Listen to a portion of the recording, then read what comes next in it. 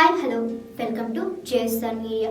రిషబ్ శెట్టి హీరోగా నటించిన కాంతార సినిమా ఎంత పెద్ద విజయం సాధించిందో ప్రత్యేకంగా చెప్పనాల్సిన అవసరం లేదు. ఎలాంటి అంచనాలు లేకుండా వచ్చిన కాంతార సినిమా భారీ విజయాన్ని అందుకుంది. పాన్ ఇండియా రేంజ్ లో సినిమా విడుదలై సంచలన విజయాన్ని అందుకుంది.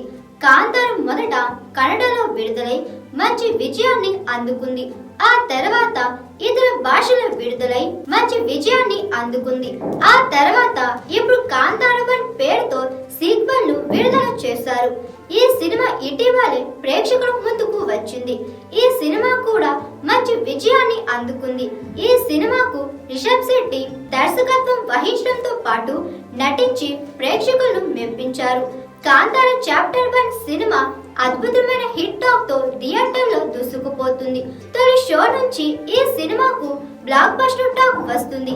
కాగా థియేటర్స్ లో సినిమా చూసిన ప్రేక్షకులకు బాగా కనెక్ట్ అవుతున్నారు. ఇదిలా ఉంటే రీసెంట్ డేస్ లో రిలీజ్ సినిమాలకు కొందరు డాన్స్ చేయడం, సినిమాలోని సీన్స్ ను రీక్రియేట్ చేయడం వంటివి చేస్తున్నారు.